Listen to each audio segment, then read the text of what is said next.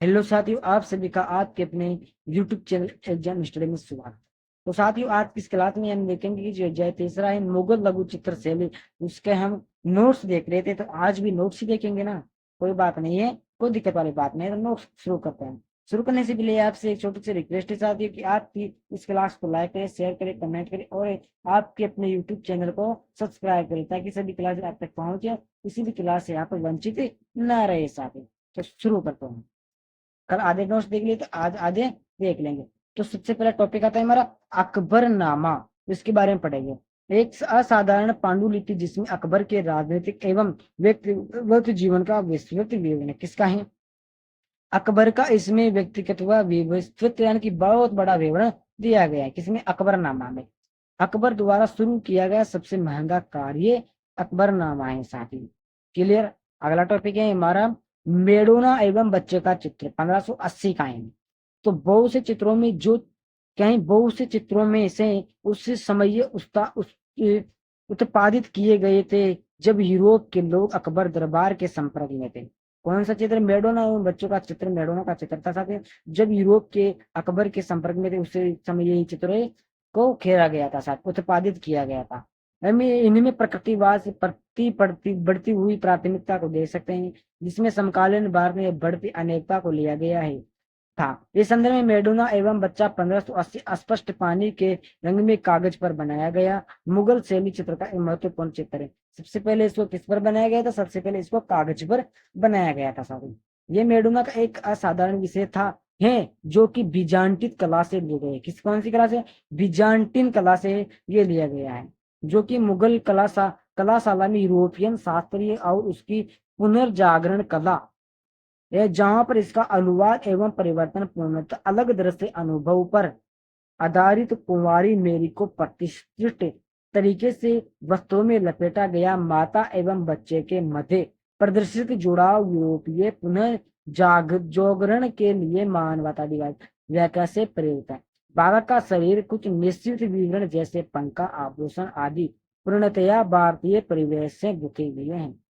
अकबर की कला में रुचि से प्रेरित होकर कई उपशाही दरबारों ने उस उत्साह को अपनाया एवं कला के कई महान कार्यों को उच्च वर्गीय परिवारों हेतु उत्पादित किया गया था, जिन्होंने मुगल दरबारी कलाशाओं की नकल करने का प्रयास किया और ऐसे कार्य उत्पादित किया जो कि क्षेत्रीय पद्धति में विशिष्ट विषयों को दृश्य प्राथमिकताओं को प्रस्तुत करते हैं। बहुत अच्छे तरीके से मैंने आपको ये बताया है, याद भी आपको करना है। अगला टॉपिक है हमारा कि जहांगीर के शासनकाल में मुगल चित्रकला का विकास यानी किस प्रकार से हुआ, किस प्रकार से न हुआ। तो अकबर ने मुगल लघु चित्रकला शैली को औपचारिक बना दिया था। शैली को औपचारिक, उसके मानकों को स्थापित कर दिया, जिन्हें बाद में उनके पुत्र जहांगीर, अकबर के पुत्र क्या नाम था? जहांगीर, द्वारा नवीन ऊंचाइयों पर ले जाया गया। ओके। राजकुमार सलीम ने प्रारंभिक अवस्था से ही कला में रुचि दिखाई। किसने? राजकुमार सलीम ने, उनकी जहांगीर ने। अपने पिता अकबर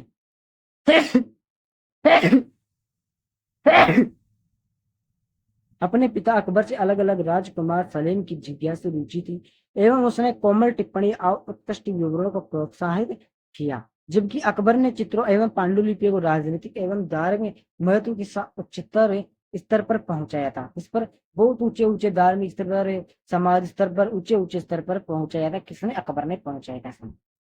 क्लियर हुआ? जहांगीर ने चित्रकारों में अद्वितीय पुरस्कार प्राप्त करने हेतु ईरान के प्रसिद्ध चित्रकार अकारिजा उसके पुत्र अबुल हसन को नियुक्त किया। किसको? किसका? अकारिजा का पुत्र क्या नाम था? अब्दुल हसन। और कहाँ का रहने वाला था सर? ये ईरान का रहने वाला था, प्रसिद्ध चित्रकार था। क्लियर। अखबार के औपचारिक एवं स्थापत्य शाही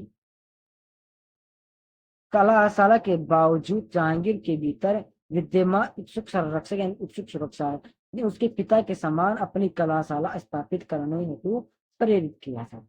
राजकुमार सलीम को जहांगीर संसार का अधिपत्य के नाम से जाना जाता था, सहजर के नाम से। जब इसने इलाहाबाद से वापस आकर मुगल शासन की कमान संभाली, यानी कि सब कुछ इसने संभाल लिया, अधिपति संभाल लिया, तो तुजुक ए जहांगीर जो कि जहांगीर का संस्मरण था, कला में उसकी गहरी रुचि वो बताया है। तथा जीवों के प्रतिपादन में वैज्ञानिक शुद्धता प्राप्त करने के उनकी प्रयासों के बारे में बताया है, जो सम्राट को सबसे अधिक रुचिकर लगते हैं। किसको बताया है साथियों?